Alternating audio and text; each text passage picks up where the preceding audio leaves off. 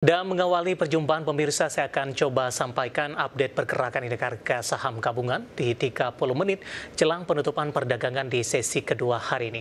Di mana indeks harga saham gabungan tertekan semakin dalam pemirsa, di mana posisi saat ini melemah di 0,93%. Setelah beberapa menit yang lalu, ini melemah di atas 1% pemirsa.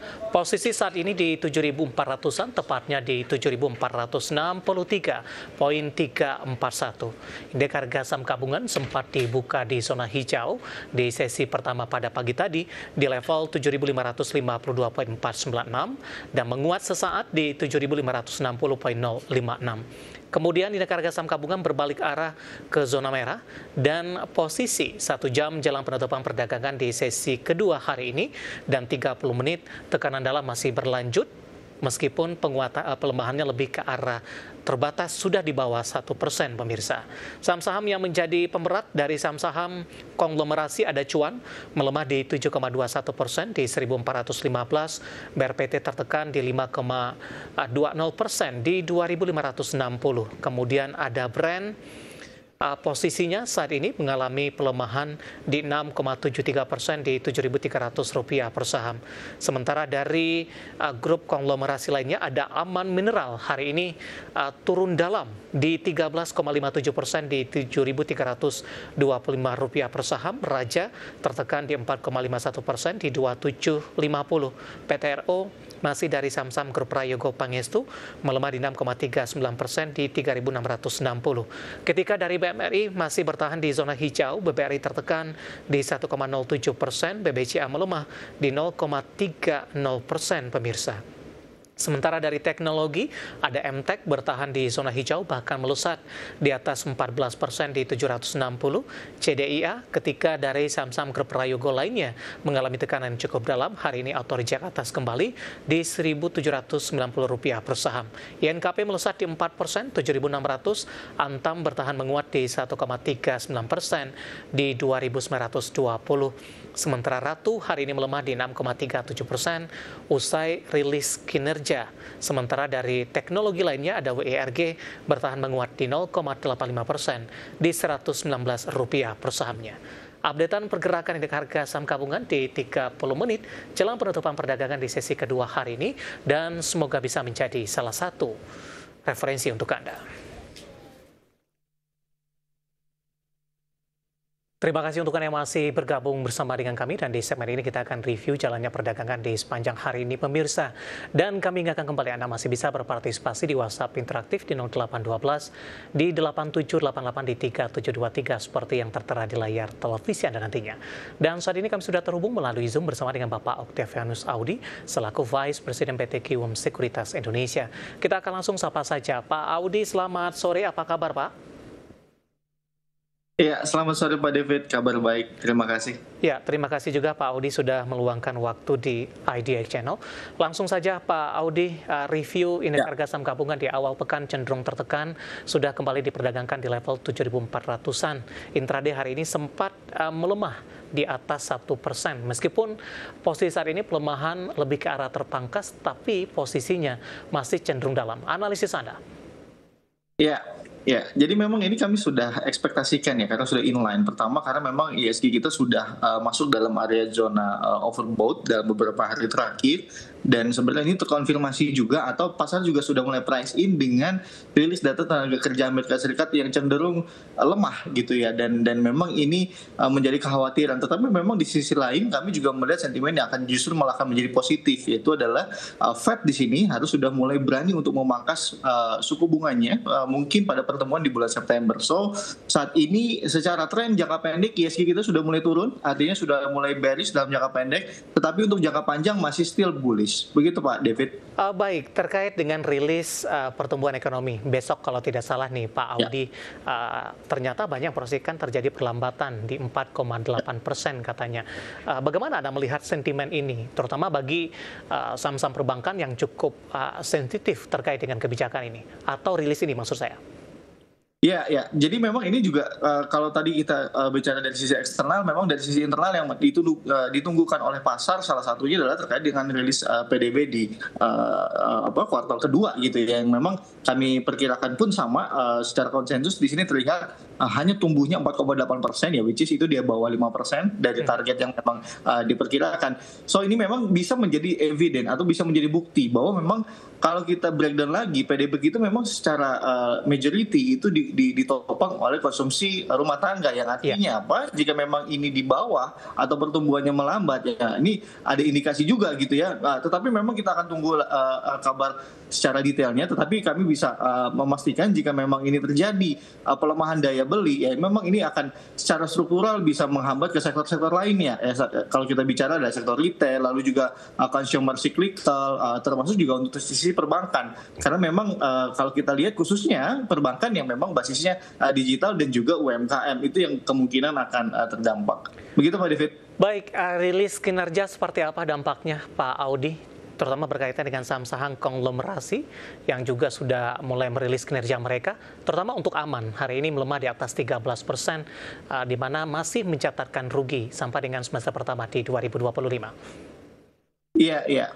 Kami memang tetap menyadari bahwa pada akhirnya pasar ini akan realize atau akan sejalan dengan kondisi dari keuangan atau fundamental perusahaan itu sendiri. Dan berdasarkan dari data yang saya pegang di sini, Pak David, begitu, dari indeks atau konstituen LQ45 dari 30 emiten yang sudah merilis, ini hanya 43% yang beat ekspektasi kami, gitu ya. So, memang kebanyakan kecenderungan masih dalam tren yang kurang baik begitu secara sektoral, dan memang kami melihat yang cukup sangat tertekan di sini adalah kemungkinan itu adalah dari pertambangan, khususnya dari sektor emiten batu bara gitu ya. Memang secara harga global turun dan seterusnya, dan kalau kita lihat juga dari beberapa konglomerasi, khususnya konglomerasi yang memang berbasis pertambangan, ini juga kami perkirakan juga akan kecenderungan menurun gitu ya, seiring dengan harga komoditas globalnya. Lalu yang berikutnya ya yang lebih stable, memang kami melihat dari data yang kami pegang di sini itu adalah lebih untuk consumer tetapi yang non cyclical, artinya yang memang kebutuhan pokok. Kami melihat di sini masih cukup resilient. Di second quarter ini masih EPS-nya masih sangat solid sekali dan beat dari target kami. Begitu Pak David. Langsung ke Aman Pak, melemah di 13,86%, 7.300. Intraday hari ini sempat ke 8.000. Tekanan hebat terjadi untuk Aman. Analisis Anda? Yes, secara Aman hari ini dead cross secara MACD, so hari ini juga dia breakdown support banyak sekali gitu ya, dari catatan yang kami pegang begitu Pak David. Dan tetapi memang yang perlu kami garis bawahi saat ini memang yang menjadi level krusial berikutnya untuk Aman itu adalah di level 6.700, which is artinya saat ini masih 7.300, masih ada spread kemungkinan Aman ini bisa terkoreksi. So hati-hati sekali jika memang yang sudah punya, tetapi untuk yang belum punya mau ambil posisi, kami sarankan memang menunggu konfirmasi gitu ya, at least dia bertengger di atas 6.700. Ketika dia rebound, maka resistennya akan terbuka adalah sampai dengan setidaknya 7.725. Begitu Pak David. Baik, bisa tidak Pak kalau kita kaitkan dengan Medco Pak? Hari ini juga ikut turun dalam. Korelasi Medco dengan Aman, kemudian dampaknya kepada Medco ini terkait juga dengan rilis kinerja. Iya, iya. Jadi kalau kita bicara secara teknikal terlebih dahulu begitu ya Pak David, ya memang di sini yang cukup menarik dan sedikit mengecewakan kami itu adalah di mana Medco ini akhirnya turun ke bawah level support yang cukup kuat, itu adalah di 12.20. So saat ini sudah mulai bergerak di 1.200-an, ya harapannya hopefully tidak turun ke bawah 1.200, karena kami melihat kalau dia turun ke bawah 1.200 maka potensi dia bearish masih sangat terbuka, setidaknya sampai dengan di 1.100 begitu ya. Tetapi jika memang masih bertengger di 1.200, ya kami tetap meyakini Medco ini akan ada dalam jangka pendek akan ada terjadinya yang namanya technical rebound gitu ya, dengan resisten yang terdekat adalah setidaknya sampai dengan di 12.70. Begitu Pak David. Korelasinya apa Pak, Medco dengan Aman? Ya, sebenarnya kalau kita lihat dari sisi kinerja untuk Medco itu sendiri ya, kalau memang kita mengacunya pada harga komoditas, memang kecenderungan masih lebih tertekan gitu. Dan kalau kita lihat di second quarter-nya, di sini memang pertumbuhannya itu kecenderungan negatif. Jadi memang dengan korelasi kami kira ini akan sama begitu ya, seiring dengan perlambatan atau dari sisi baik top line maupun bottom line-nya Medco ini yang memang kecenderungan tertekan, sehingga memang investor cenderung melepas begitu. Ini sejalan dengan aman yang memang juga tertekan. Dan memang ini disebabkan, kalau kita lihat aman itu sendiri memang lebih disebabkan beberapa harga basic mineralsnya ini yang mengalami penurunan. Begitu Pak David. Baik. Dari grup Medco dan Aman kita beralih ke grup Prayogo Pangestu nih Pak. Ada brand nilai kapitalisasinya masih yang teratas sepertinya di 963. Saya akan coba cek BBCA. BBCA, sudah disalip oleh BBCA sepertinya Pak. Di 1020 hari ini brand koreksinya cukup dalam, sudah di 963, 7.200. Koreksi 7,69%. Arah dan rekomendasinya untuk brand? Ya, oke. Untuk brand ini sebenarnya sedikit mengecewakan begitu ya, karena memang kami melihat ada level support yang cukup menjaga begitu ya untuk brand, dan akhirnya dia tidak bertahan. Itu ada di level 7.400 atau yang sama dengan moving average 20 harinya begitu. Jadi memang kami melihat dalam tren jangka yang lebih menengah hingga panjang, memang ini sudah mulai ada indikasi begitu Pak David. Jadi sudah mulai ada indikasi pelemahan, dengan hari ini juga terjadi kenaikan volume transaksi jual. So memang tekanan cukup kuat begitu di hari pertama ini pasca dia melewati 7.400. Jadi untuk saat ini memang kami masih melihat ada kemungkinan brand ini setidaknya sampai ke level supportnya 6.700 sampai dengan 6.800 begitu. Dan kalaupun dia rebound, kami tidak menargetkan terlalu signifikan terlebih dahulu. Begitu, dengan target kami adalah setidaknya sampai dengan di 7.550 untuk brand ketika terjadi technical rebound. Begitu Pak David. Oke, next kita ke BRPT Pak. Hari ini juga koreksi di atas 4%. Kebetulan juga ada penanya dari WhatsApp interaktif. Saya akan coba cek terlebih dahulu nih Pak. Ibu Liana dari Surabaya. BRPT sudah ambil posisi di 2820, nyangkut sepertinya.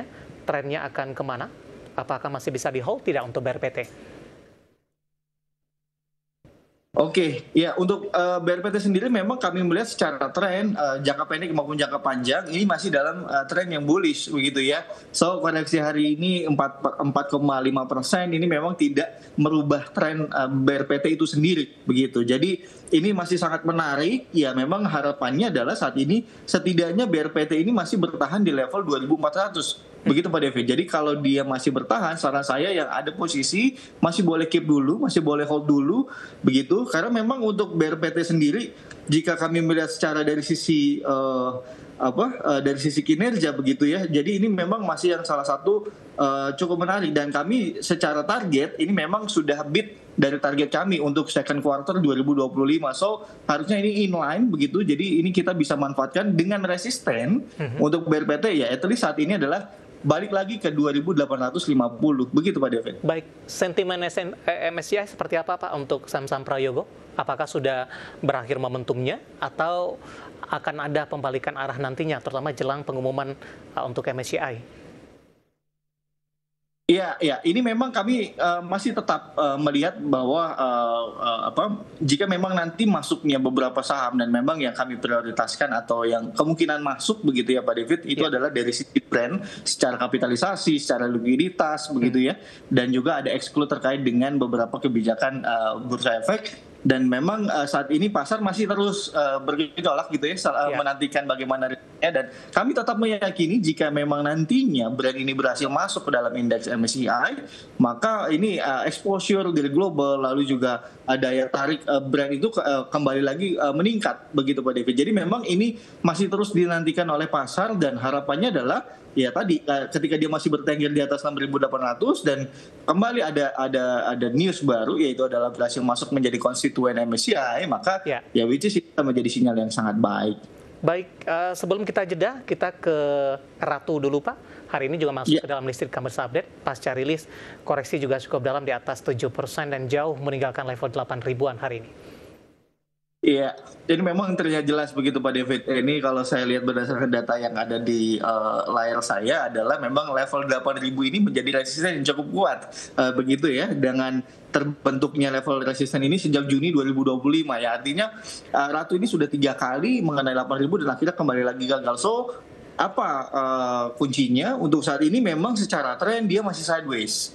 Jadi sarannya adalah lebih bijak ketika memang Ratu ini sudah mulai bergerak di atas level 8.000, yang artinya dia sudah mulai menyelesaikan masa sideways-nya. Dengan resisten, jika dia breakout level 8.000, resisten berikutnya adalah sampai dengan di 9.000. Tetapi untuk saat ini, jika mau ambil posisi pun sangat-sangat spekulasi sekali, begitu ya, karena memang secara tren dia masih flat begitu Pak David. Jadi memang kalaupun masuk ya harus sabar-sabar begitu ya. Ya. Karena memang biasanya kalau sideways itu panjang periodenya. Begitu Pak David. Baik, Raja hari ini juga koreksi, Pak. Iya, betul. Jadi kalau untuk Raja juga sebenarnya hampir sama, tetapi memang ada yang cukup menarik di mana volume transaksinya kemarin itu spike Pak David. Jadi memang untuk hari ini apakah dia masih ada perlawanan, sarannya adalah jika Raja ini masih setidaknya stay di atas 2.800 hari ini, ya ini walaupun closingan di 2740 begitu ya. Tetapi memang jika dia kembali lagi setidaknya bertahan di 2700 sampai dengan penutupan hari ini, maka kami tetap melihat bahwa Raja ini memiliki tren yang bullish begitu untuk dalam jangka pendek hingga menengah. Dengan resistennya kami melihat adalah di level 3140 untuk Raja, dengan supportnya untuk saat ini adalah berada di level 2550. Begitu Pak David. Baik, analisis dari beberapa saham yang hari ini menjadi pemberat, terutama didukung oleh saham-saham konglomerasi, bahkan aman tadi sempat melemah ke atas 13% pemirsa, dan semoga bisa menjadi referensi. Baik Pak Audi, menarik, nanti kita akan coba lihat saham-saham pilihan apa saja yang Anda rekomendasikan, dan pemirsa kami akan segera kembali.